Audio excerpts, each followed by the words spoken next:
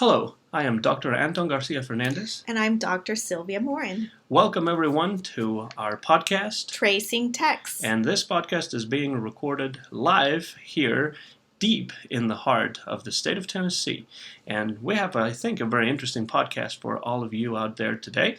And what are we going to be concentrating on today, Sylvia? Well, today we're going to be concentrating on the Mexican author Cristina Rivera Garza with her novel Nadie verá llorar. And we're doing this in honor of Mexican Independence Day, which is tomorrow, September the 16th. And this is a novel that is actually available in English, and the title in English is No One Will See Me Cry.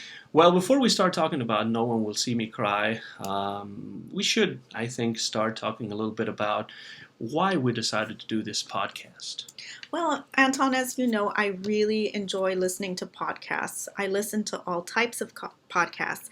And some of my favorites are Singing Bones podcast, which focuses on fairy tales and myths. And I enjoy that. And then the other one is called Parabola Podcast. And that one has a similar focus, but it also delves into myths and symbols and religions across cultures. Well, it has actually taken us quite a while to think of a title. We were thinking about different kinds of titles, and then we settled on Tracing Texts. Why did we decide to call it Tracing Texts? Well, I think that by choosing Tracing Text, that's really good because it takes us out of the fixed paradigm where we have just a book as something that we analyze. We can now look at movies or artwork or a song, and we can look at that from kind of a critical point of view and discuss it just as well as we would a novel, for example. And we're trying to kind of play to our different interests that we have, because we're both professors of Spanish literature and language, but we have other interests, and so that's what we're going to be trying to think about and use in this podcast. What is the purpose of Tracing Text, would you say?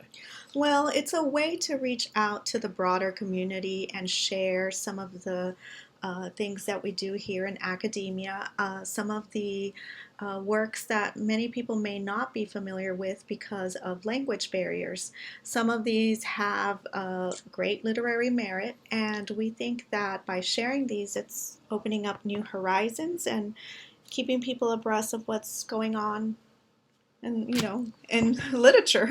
Yeah, and actually, you are much better versed on podcasts than I am. I don't really listen to a lot of podcasts, but you do, and some of them have, one host or two hosts. But we have decided to create this podcast and make it as a conversation, and I think that's an interesting thing, because that way, sometimes you will carry the weight, sometimes I will carry the weight, but we will be interacting about different topics.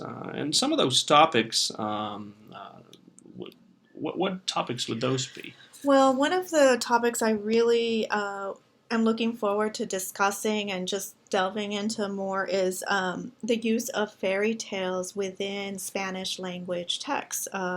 I have been doing some work on that, and so there are various novels and short stories that have intertextual references, and so I hope that I will bring some of that to the podcast. I also focused on the femme fatale when I worked on my dissertation. And in general, my focus when I write or study literature has always been feminist theory and methodology. So I think I'll be bringing that perspective to some of the, whether it's a novel or, like I said, art, I'll be bringing in that perspective. As for me, I'm really interested in the Spanish Golden Age, 16th and 17th centuries, Cervantes, the picaresque novel, criminal literature, so we would be talking a little bit about that. And then another passion that I have besides literature is jazz, and I've been working quite a bit on the interrelation between jazz and Spanish literature of the 20th century, so that would be another topic that at some point I would like to explore during our conversations here on Tracing Texts.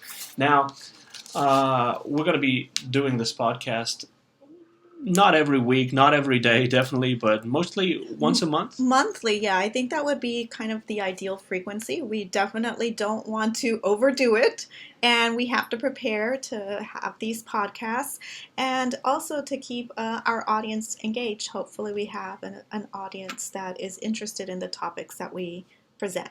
Time to start then. We're going to start this first podcast number 1, and we're going to be talking, and you're going to be carrying most of the weight for this conversation because you are the expert, and I will be just eager to learn more about Cristina Rivera Garza and the novel Nadie verá llorar, No One Will See Me Cry. Right. So before we start talking about the novel, let's talk a little bit about the author. Yes, Cristina Rivera Garza is a contemporary Mexican author. She was born October 1st, 1964 in Matamoros, Tamaulipas. That's a northeast state in Mexico and actually borders Brownsville, Texas. So she was born right across the U.S. border. So I think that having someone that is close to our own culture, that it would be something interesting. And you are actually from Texas. Right, I am from Texas, and my father is from Tamaulipas. So when I found out that she was from that same state, I think I felt a real connection to her. And this novel, No One Will See Me Cry, which has been translated into English, is possibly her best-known novel, but she has actually been recognized with several awards. Yes, she's gotten many, many awards, and the list is so long that I couldn't possibly go through the entire list, but she won the José Rubén National Book Award in 1997, and then for this novel, she received the Sor Juana Inés de la Cruz Award in 2001. In fact, she also won the Sor Juana Inés Cruz Award again, which is she's the only author to have done that for another novel. She has written short stories, poetry, even an opera. An opera. And it's entitled Viaje. And she did it in collaboration with Javier Torres Maldonado. And it was actually commissioned by the Festival Internacional Cervantino in Guanajuato, Mexico.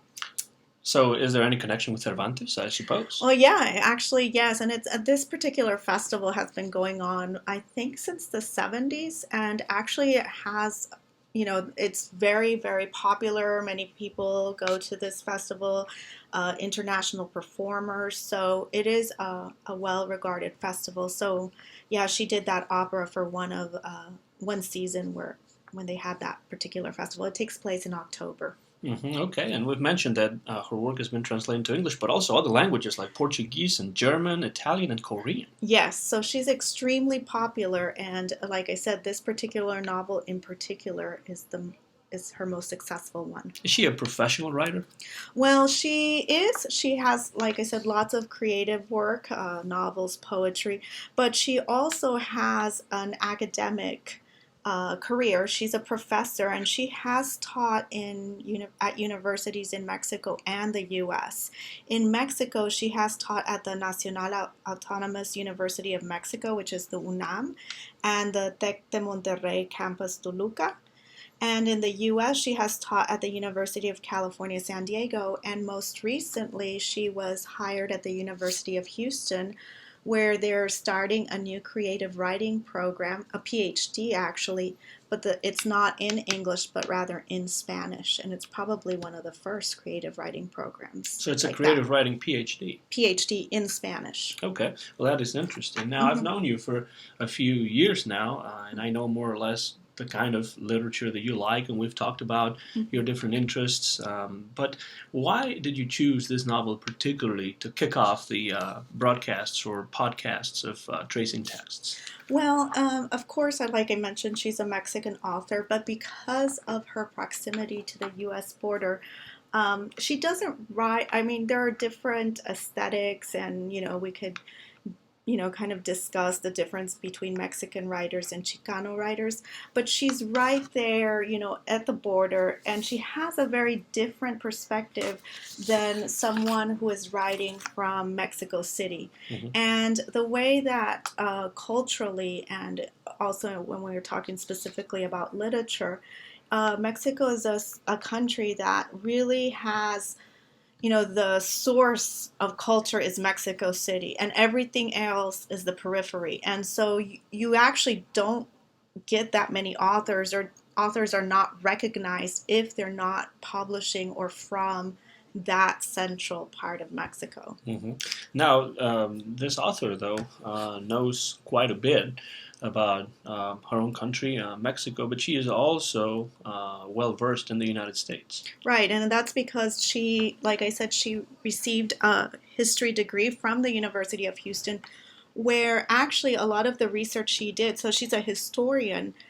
The research she did was what formed the basis of this novel. And the novel focuses on a woman who ends up in an insane asylum during the revolution. So what she did is she studied what happened to these women during that time period. So it was a very, her dissertation is very historical in nature, but then she creates a novel from that and, adds, Mm-hmm. the plot that makes it interesting, of course. So in many ways, it's the fictionalization of the stuff that she was doing research on. Exactly. Okay.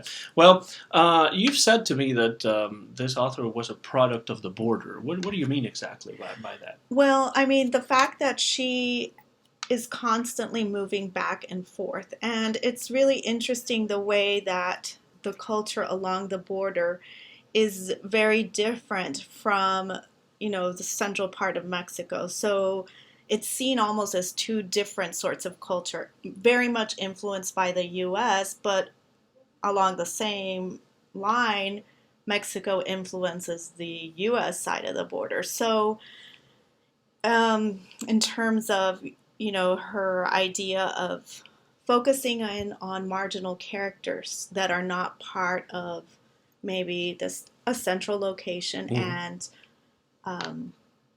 the just kind of a marginal area, and kind of an area where things mix and are not so clear cut. Mm-hmm. Okay, well, let's concentrate a little bit on the novel itself, right? You've mentioned that the novel is called Nadie verá llorar, no one will see me cry. And we're not going to go into the plot of the novel necessarily, because we would like our readers our listeners to be able to read the novel, since it's been translated into English and they can read it both in Spanish or English. I think it is really interesting to me that Nadie me verá llorar, no one will see me cry is a novel, as you said before, of the border. I think that's a very interesting thing. It's not of the border exactly, Mm-hmm. because the author is from the border, Mm-hmm. but her protagonist is actually from Veracruz, Mm-hmm. which still is considered peripheral to Mexico City. Mm-hmm.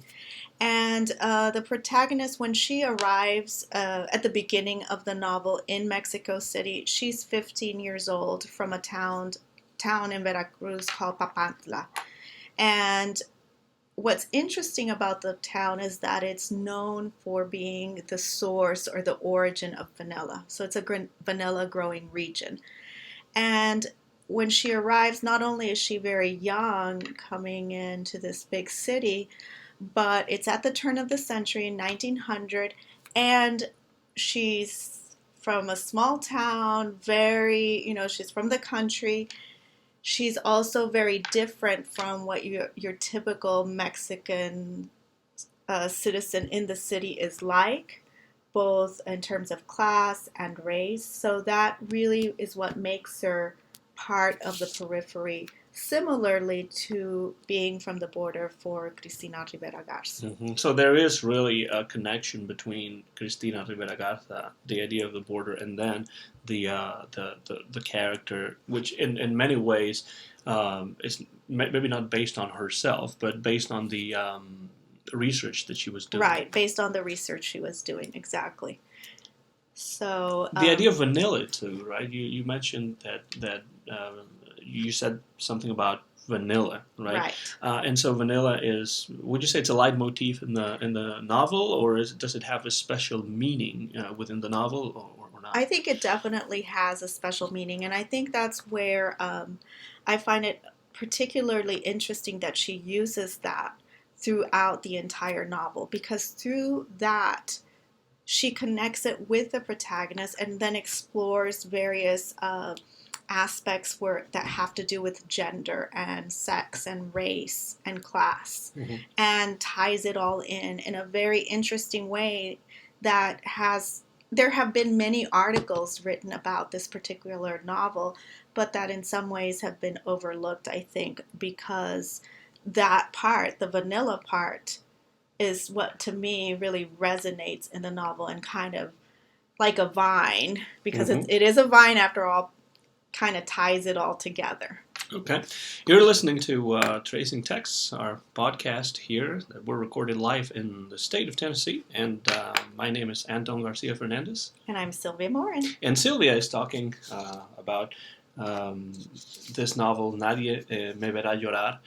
And one of the things that I would like for you to talk about, since we're not going to be delving into the plot of the novel, is what do you think, from your own point of view, from your perspective of having been working with this novel, reading this novel several times, what is most attractive, do you think, to readers out there who might be listening to our podcast right now and who might say, maybe I want to check this novel out? Right.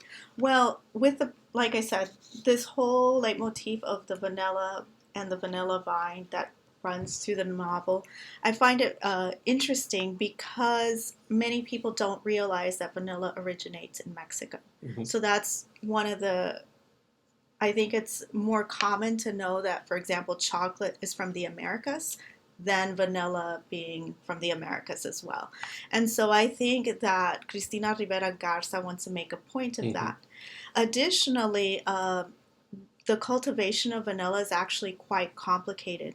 When it was discovered by the Spanish, they did not, and they took it back to Europe.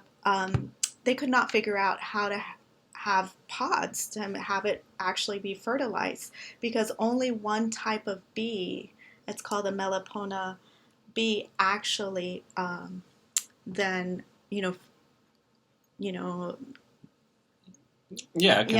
can actually fertilize the produce flower. and fertilize the plants. So that's really interesting, because it took many years of kind of studying the plant, and actually there's conflicting accounts of who actually discovered how to artificially fertilize these plants. And basically it has to be done manually. So that is something that comes up in the novel. And I think that with that, it ends up being kind of a parallel with gender performance of what is considered masculine performance versus feminine performance. And I think that with the vanilla, it becomes tied to that. Additionally, I find it interesting that the discourse around the term vanilla itself has become synonymous with whiteness or blandness, when in fact it's not the case at all. And this whole novel subverts that notion of blandness or sexual normativity in any way, shape, or form. And when you say that it subverts that notion, how does that happen without really going into the plot? Well, with Matilda, she ends up, she arrives at 15 in the capital, stays with an uncle, ends up, working in a factory during the revolution, but then decides that she doesn't want to do that, and she does end up working in a brothel. But the way that it's presented in the novel is it's her choice to do that. So during her time there, she becomes very popular, and it is known as La Diablesa, which means kind of like she-devil. The she-devil, yeah. Yeah, and during her time at the brothel, she would put on these very extravagant plays where they would do cross-dressing, and she would sometimes take on these femme roles of, playing the masculine role. So her own sexuality is kind of subverting. I mean, she is she embodies what it is to be vanilla, but she's not vanilla at all in Mm-hmm. terms of the way she behaves or acts. So that is why I think that she really kind of breaks out of that paradigm of normativity. Sounds a little different, or in a way, maybe strange that you're saying that she actually is not pushed to working and living in a brothel. This Right. is her choice? Is this because there were she had other choices that were maybe not as I guess attractive to her as Well, when she goes to live with her uncle is actually a doctor. So she lives in a middle class household. She is basically adopted by him and his wife. But the conditions in the house are very rigid, and there are lots of descriptions of how they want to mold her behavior. And for a long time, during that time, she does comply for quite a while. But through events that happen, she meets a young man who is actually in the revolution and kind of, and meets another woman, Diamantina.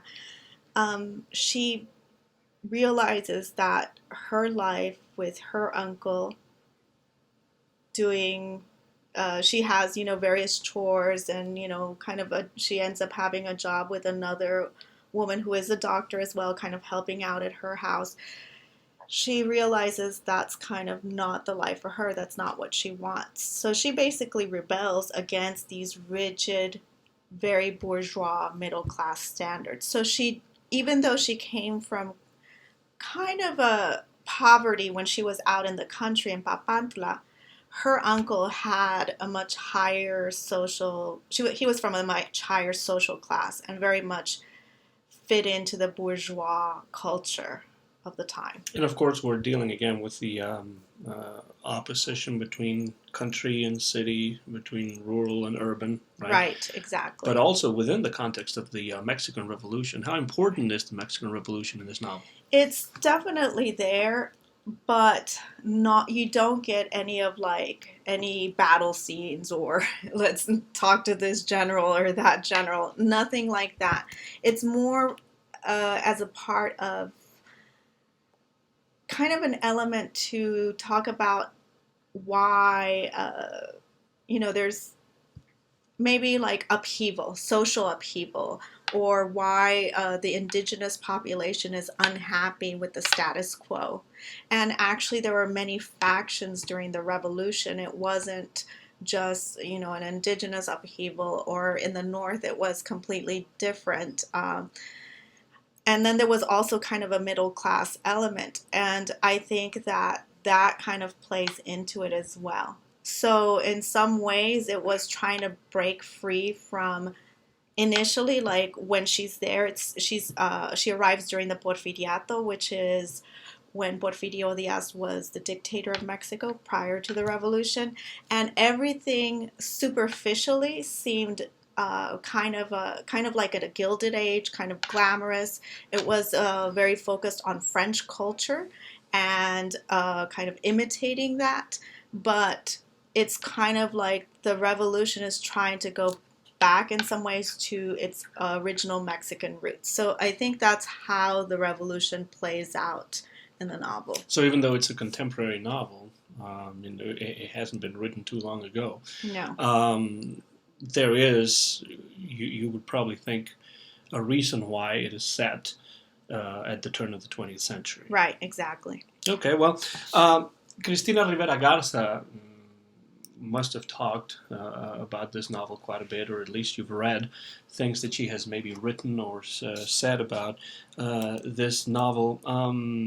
What would you say is the purpose that Cristina Rivera Garza has in writing this novel and telling this story about this girl, Matilda Burgos? Well, like I said, she did end up in a brothel, but ultimately she ends up in an insane asylum. And she's one of the protagonists, but then there is also Joaquin Buitrago, and he's a photographer. He's an opium addict, and ultimately he's an artist, but ultimately he too kind of descends and becomes a photographer of women at the insane asylum. Taking pictures for record keeping. That's his job. So it's not really an artistic pursuit. No, at the end he doesn't have an artistic pursuit. And so when the novel opens, it's really interesting because he asks her, how did she end up there? And then she turns around and asks him, well, how did you end up becoming a photographer of prostitutes in insane asylums? So she kind of turns it around. And I think that there's always this sense that social norms are always trying to silence women, and always and women in a way like take this in because the novel's called No One Will See Me Cry. So how does she express that, and why does she end up in this insane asylum? And is it, and in a way, because she does end up escaping with Joaquin, she decides to return there. It becomes almost a haven for her, because this is where the only place ultimately, I mean, it could be argued, but she feels that it's a haven for her where she can be true to herself. It could also be the idea of, whether is she really mad or is she not really mad? Is she faking her madness or not? And in many ways, real madness out in the real world is not the same as literary madness. Exactly. Usually I would say people who are really mad in real life are pretty annoying. But when it comes to, characters in novels or in movies that appear to be mad or who are mad just because they're really not real characters, they are much more attractive, much more interesting than a real mad person. Exactly. So I think, yes, in some ways she's also performing her madness, because she basically at some point says that's enough and decides kind of like that she's taken to the insane asylum, and she kind of accepts it. And she has that, at some moment she does leave, but then out of her own free will she does return. So it is, that too is a performance. So it's not just gender or sex, but also madness or being sane in some way. You're listening to Tracing Texts. My name is Anton Garcia-Fernandez. And I'm Sylvia Morin. And we are discussing and almost getting to the end of our discussion of the novel Nadie, verá, llorar, No One Will See Me Cry by the Mexican author Cristina Rivera Garza. What is it that we have not talked about yet in today's podcast about this novel? Before we close, is there anything that you want to make sure that you say that we may have forgotten, or that maybe we haven't gotten to yet?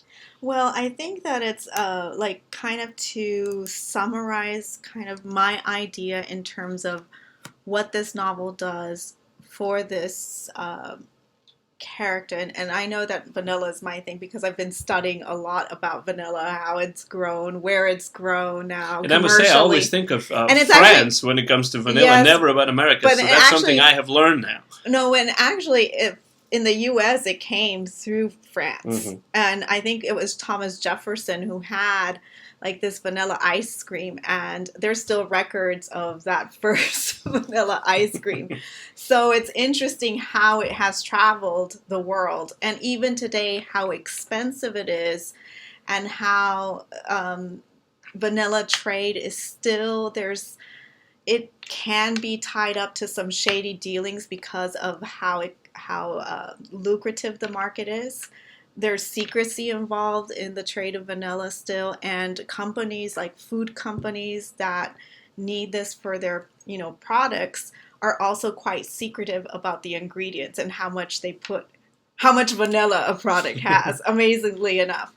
But I think what I feel is that the character does is that she wants, and the author, and by putting in this character with this kind of leitmotif, is to have people acknowledge not only the origin of this person, this plant, but to call attention to some of the cultural appropriation and kind of take it back in a sense and say, no, Mm-hmm. this is ours.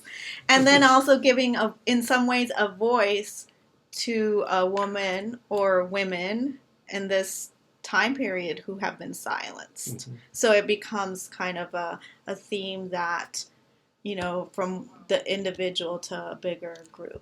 And maybe more so out. in the context of Mexico than, say, right. in other parts of the world where women were silenced as well, but maybe not as much right. as the woman in this particular novel. Right.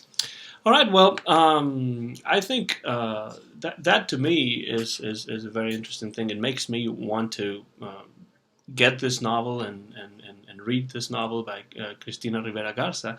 And so as a way to kind of wind down the conversation and end our first podcast, I would like for you to once again tell us the title of the novel in both Spanish and English, so that the listeners might write it down and go out and buy the novel and read the novel, and maybe they'll find something in there that they're really interested in, the way you are. Right. Well, the Spanish version, Nadie, verá, llorar, by Cristina Rivera Garza, is published by Tusquets, and it was published in 1999. And the English translation, it was translated by Andrew Hurley, No One Will See Me Cry, and it's published by Curbstone Press, and it's a 2003 edition. Translation. So it's been about 13 years. Yes. That's been on the market. Exactly. So you can go out there pretty much online, look it up, and find this novel and purchase it. Do you know if Rivera Garza is working on new material or anything like that? I think she is, but I could not tell you right on, like exactly what it is she's working on right now.